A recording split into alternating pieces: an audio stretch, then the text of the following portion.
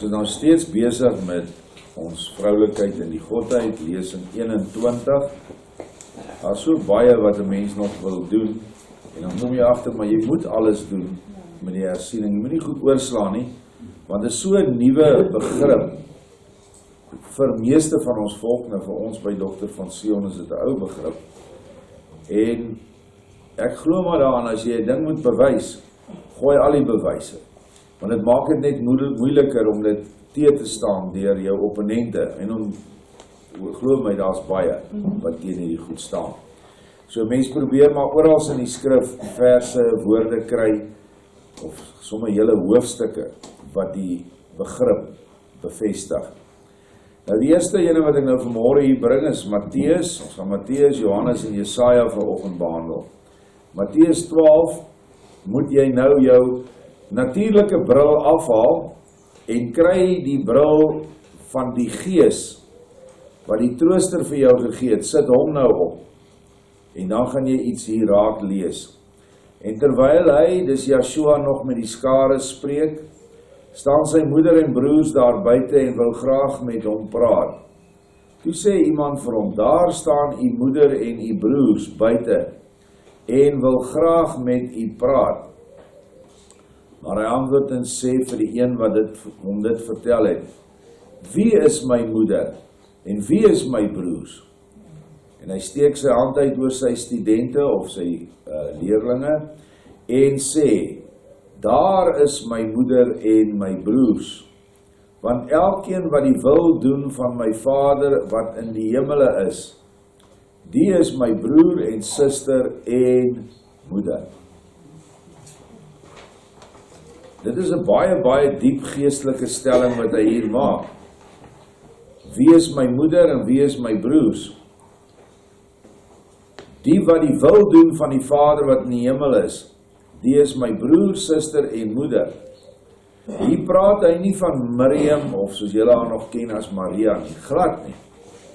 Hy praat van die innerlike gees binne in sy disippels en die ander mense wat daar gestaan het, want daar was vrouens ook by. As jy die vorige vers lees, wat ek nou nie daar gesit het nie, was daar nog 2 Miriams by. Miriam die Migdaliet, of wat julle ken as Maria van Magdala, en sy eie moeder was daar, en sy moeder se suster, dink ek. Hier is 'n baie diep openbaring vir hulle wat oë het om te sien, wie is die moeder en die broers. Nou moet jy altyd ook iets onthou, dat daar in Joshua se lering 'n baie duidelike onderskeid is tussen broers en naaste.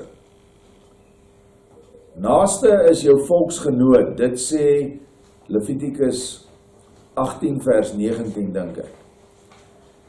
Dis jou volk, maar jou broer is iemand wat baie nader in die gees is. Dis nie noodwendig jou fisiese broer nie, jou bloedbroer nie. Hulle wat saam met jou in die wingerd werk en jy elke dag mee te doen het en wat 'n eensgesinde denke in die gees het, dis jou broer. Dis jou suster. En jy sal sien dat daar in Matteus 5, 6 en 7, gaan kyk mooi, dit is die bergpredikasie, is daar sekere opdragte wat net van betrokke is op jou broer. Is net van toepassing op jou broer en jou suster in die gees.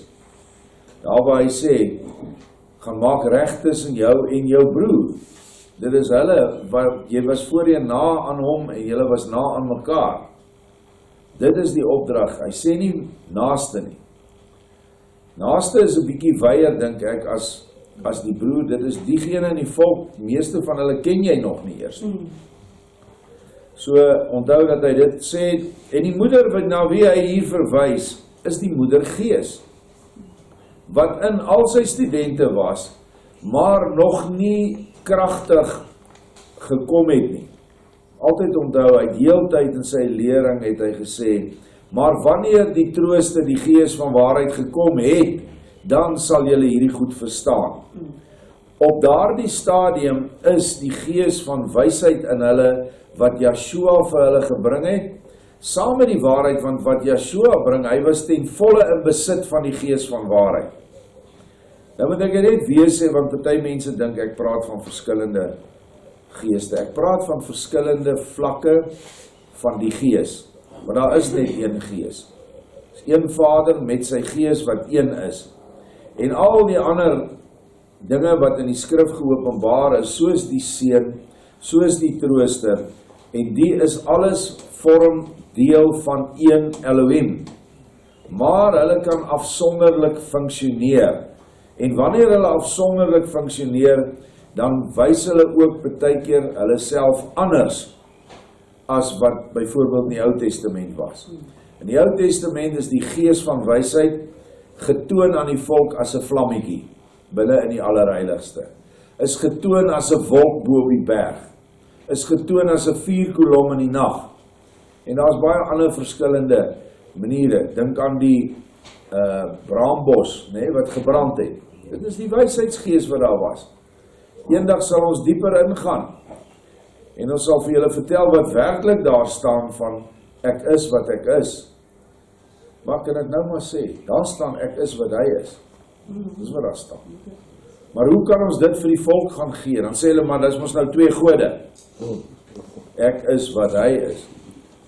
Maar is die moedergees wat uit daai brandende bos van Moses roep om die volk te gaan haal, dan staan daar Aya, Esher, Aye. Daar staan nie Aya, Esher, Aya, Asher, Aya nie. Want dit moet dus daar staan as daar staan ek is wat ek is. Maar selfs Vader openbaar dit so aan sy profete, aan Daniel, het is een van die meeste nou sê ek is wat ek is ook korrek vir die wat op die ander vlakke is. Die wat op hierdie vlak is, op hemelse vlak, waarheid, hulle sal dit verstaan, die ander nie. En 'n mens wil hulle nie 'n struikelblok voor die voete werp nie. Volgende vers gaan dit nog duideliker maak. Johannes 19:26, Yeshua hang aan die vloekhout aan die kruis. Hy's by sy dood, is nog etlike minute, dan sterf hy. En toe Yeshua, vers 26, sy moeder sien, en die student wat hy lief gehad het, ek sit maar Johannes daarin. Johannes was eintlik maar 'n redelike skaam teruggetrokke ou. Daar waar Yeshua hom prys, dan sê hy maar net die student wat hy lief gehad het. Hy noem nie sy naam nie. Maar dit is Johannes die skrywer.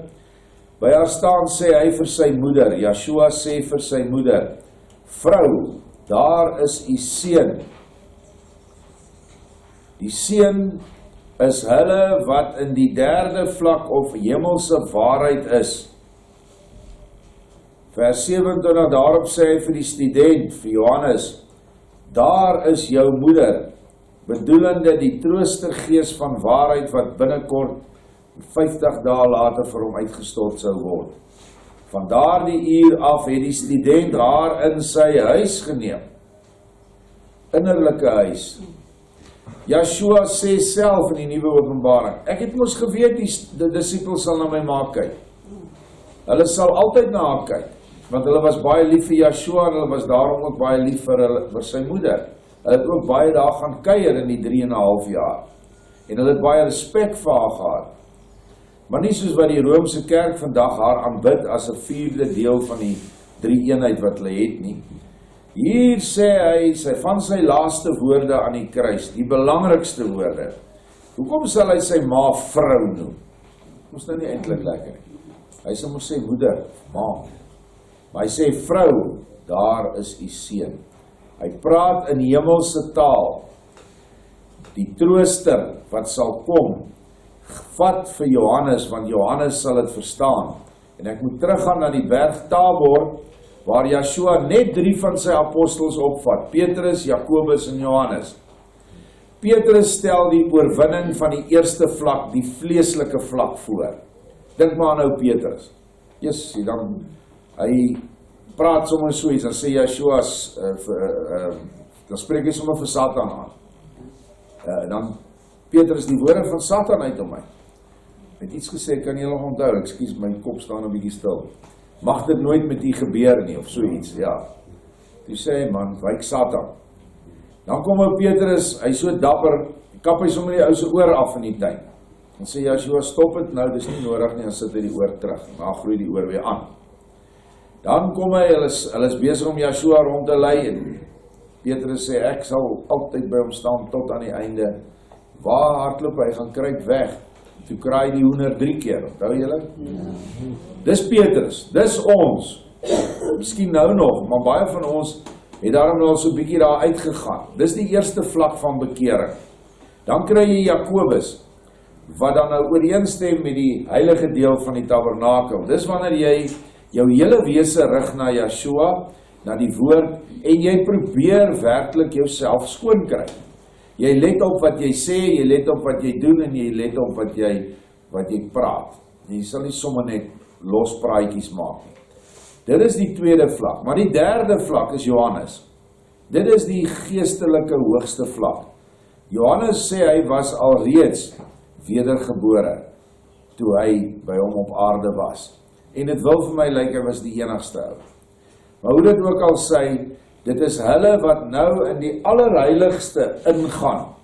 Dit is hulle wat nou van Jakobus vlak na Johannes vlak toe opgaan in die waarheid. Oorgaan van hemelse waarheid oorgaan van geestelike waarheid, Jakobus, na hemelse waarheid. Moenie bekommerd wees as jy nog nie nou vanoggend die goed verstaan nie, as dit jou nie mekaar maak nie. Bly jy by die waarheid wat hier staan. Glo dan maar, dit is met sy ma wat hy gepraat het, en jy gaan nie daardeur in die hel beland nie. Jy gaan nou groei, want jy het alreeds die saadjie in jou oor ingegaan, en dit sal sekerlik lê tot solank Vader besluit, deur sy gees om het water te gee. So dis wat daar staan in Johannes 19:26, jy gaan dit nie vir die stoere Israeliete kan vertel nie, hulle gaan vir jou sê, jy is besig met inlegkunde, en jy is besig met verdraaiing van die woord. Hierdie is die geestelike waarheidsvlak, wat net verstaan sal word deur die wat nou die Johannesvlak ingaan. Daarmee saam wil ek Jesaja 49 lees, wat dan vir ons bietjie open gaan. En daar begin hy by vers 12, kyk, hulle kom van ver, en kyk, daar kom van die noorde en van die weste, en hulle daar kom uit die aarde van die Siniete. Hierdie verwys na die versameling van Israel, aan die einde van die tyd, van die 10 verlore stamme by Juda en Benjamin. Jubel o hemele en juig aarde, en berge breek uit in gejubel, want Jahwe het sy volk getroos, en ontferm hom oor sy ellendiges. Waarmee troos hy sy volk dan anders as met die trooster? Dit is tog wat die gees van waarheid is, die trooster. Maar Sion sê, Jahwe het my verlaat en my meester het my vergeet. Kan 'n vrou haar suigeling vergeet, dat sy haar nie ontferm oor die seun van haar skoot nie, of skoon hulle sou vergeet, nogtans sal ek jou nie vergeet nie. Ek het jou in die handpalms gegraveer, jou hegting is voortdurend voor my. Hier is daar geen twyfel dat dit die gees is wat praat nie, en dat die gees vanuit haar vroulike identiteit praat nie. Want sy praat van 'n vrou en haar suigeling, die vrou van haar skoot. 'n Man kan nie 'n vrou uit sy skoot kry nie. Al dra hulle die snaakste klere vandag en vertel hulle jou daar is 100 ander geslagte. Soos iemand gister sê. Dis dan baie interessant as die argeoloog opgrawings maak, dan sê hulle altyd is een van 2 geslagte. Ja. Niemand het nog gesê, nee, hierdie is 'n fopdrosser of 'n sex change of 'n wat nie. Daar was nie sulke goed nie. Hier is dit die moeder wat sê, die seun van my skoot, dis haar volk, dis Israel, wat sy van praat. Hier sê sy nog verder, jou hegting is voortdurend voor my. Daai hegting wys verseker na 'n geestelike naalstring, waarmee sy ons voed. Dit is die hegting. Onthou ek julle gesê, in jou aardse lewe nou het jy eintlik 2 naalstringe waarvan jy kan suig. Die naalstring van die wêreld en die naalstring van die gees. En hier praat die een wat die gees vir ons gee. Jou seuns kom gou, maak jou verwoesters en jou vernielers sal van jou af wegtrek. Die verwoesters en vernielers is sekerlik eerste vlak van waarheid in onsself. Dit wat in ons is, wat ons verwoes en verniel, al die bose begeertes, sy maak ons skoon. Maar dit is ook die seuns en dogters dan, wat van oor die hele wêreld hiernatoe gaan kom. Slaan jou oë rondom op en kyk, hulle almal kom by mekaar, hulle kom na jou toe. So waar as ek leef, spreek Jahwe, sekerlik sal jy hulle almal aansit soos 'n versiersel, hulle ombind soos 'n bruid. Hier is dit die bruidsmoeder, die Gees, wat praat van die versameling van alle kinders by die bruilof. En deur ons ander lesings weet ons die bruilof is in Transvaal, in Suid-Afrika. En daai embleem sê dit, en al die goed wat ons het, ons embleem sê dit, en die skrif sê dit, en die geologie sê dit vir ons, Lorber sê dit vir ons, soos oral is daar bewyse. Henoch sê, hy kom na die suidelike kwartier toe, Henoch 77:1. Die bruidskleed is die regverdige dade van Israel, van sy uitverkorenes, en ek noem in Openbaring sê, van die apartes, nie heiliges nie, van die apartes. Dis die woord wat in Grieks gebruik word, en ons het ook 'n Hebreëse ou weergawe van die Nuwe Testament, sê dit ook net so. So die wat hulle apart gestel het vir Jahwe, hulle wat eenkant gaan staan het, uit die wêreld gegaan het en hulle oë gefokus op hulle bruidegom. Dis al bruid wat waardig is. Of dink jy Yeshua kan 'n bruid in 'n hoerhuis gaan haal? Dis wat kerke is hoerhuise. Ek sê dit nie, die skrif sê dit. Die hoer van Babylon en haar dogters. Ons weet die hoer van Babylon is die Romeinse kerk. Die dogters is die ander kerke wat voortgekom het uit die hoer, waarin ons almal was, en waarin baie seker nog is wat luister hierna. Kom uit die hoer uit, vat die dominee weg, of die pastoor uit jou lewe, want hy is vir jou in elk geval van geen waarde nie. En kry die enigste, in aanhalingstekens, dominee en pastoor, Yeshua. Nie dat hy eers met daai titels genoem mag word, want dis hoekom ek aanhalingstekens gebruik. Die enigste man wat waardig is vir jou as bruid om na op te sien en te volg. En dit is wat die woord sê, die lam te volg orals waar hy heen gaan. En dan, as jy dit doen, dan word jy opgeskryf in die boek van die lewe van die lam. Wat anderste is as die boek van die lewe. En ek wil dit net byvoeg, nie almal in die kerk gaan hel toe nie. Dit is so. Die verleides word begenadig aan die ander kant. Daar is 'n plek in die onderste hemel se aandkant, reg langs die oggendkant van die boonste hel. So dis waar hel en hemel by mekaar kom, is al die kerke. Almal. Ook die heidense kerke. En daar werk engele met hulle. Maar die meeste van daai mense kan nie uit die kerk uitkom nie. Wanneer hulle genader word deur engele wat hulle wil leer, ja, die paus is dit, die dominee is dit, die pastoor is alles. Ek het so geleer in my kerk. Dan stap die engele net weg. En wat gebeur? Dan gaan hierdie mense geestelik dood aan die ander kant, want in die gees kan jy verder doodgaan as wat jy is.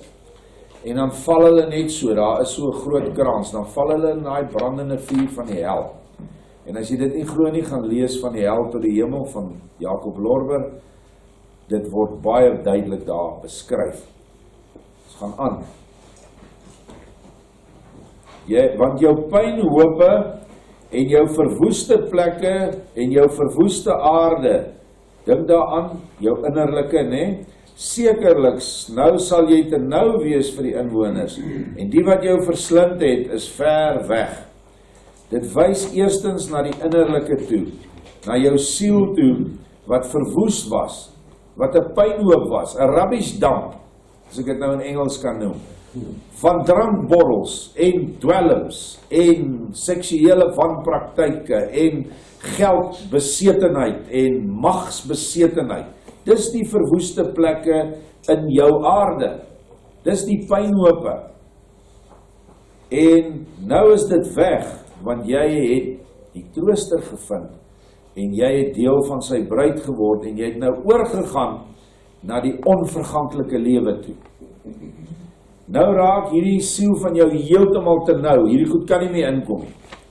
Ek bedoel, ons mense, kom ons vat 'n maklike voorbeeld. Ons sê, hoorie, kom ons gaan Sun City doen, nou, daar is lekker, ons gaan dobbel bietjie. Ons sal net vir hom lag en sê, gaan jy maar. Ons sal nie daarna toe gaan nie, of enige ander hoel. Dit is hoekom, jy het die plekke nou gemaak in jou siel, want die goed kan nie meer inkom nie. Dit is wat hy dan van jou verwag. Maar dit is ook op volksvlak, gaan hy ons land herstel. Jy kan in Pretoria ingaan in enige plek, dit is 'n pynhoop. Dit kan in enige van hierdie plattelandse stede gaan, ry maar so deur, maak nie saak of jy Kaap toe gaan, of Nelspruit toe gaan nie, of Messina toe gaan nie. Dit is 'n verwoeste aarde, dit is 'n pynhoop, dit is 'n scrapyard, gemors, waar die nasionale blom nou 'n stuk plastiek geword het wat rond lê. Dit is hoe ons land lyk, maar hy sê, hy gaan dit regmaak.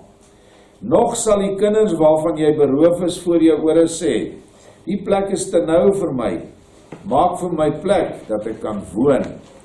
Dan sal jy in jou hart sê, wie het vir my hierdie kinders gebaar, aangesien ek kinderloos en onvrugbaar was, verban en verstote, wie het hulle groot gemaak? Kyk, toe ek het toe alleen oorgebly, hierdie kinders, waar was hulle? En hier praat sy nou die trooster, wie het hierdie kinders groot gemaak in die gees? Onthou, die trooster is 'n gees. Watter gees was in die kerke waar julle dan nou groot geword het? Watter gees het julle gebring? Want ek is kinderloos wat julle aanbetref, julle is nie deel van my gees nie. Julle is deel van die nuwe verbasterings en homoseksuele hoergees wat in die kerk is. Dit is die satana gees wat sy hiervan praat. Sy sê, dis nie my kinders nie. Nou gaan sy aan, so sê my meester Jahwe, kyk, ek sal my hand ophef na die nasies en my banier opsteek na die volke, dan sal hulle jou seuns aan die boesem bring en jou dogters sal op die skouer gedra word.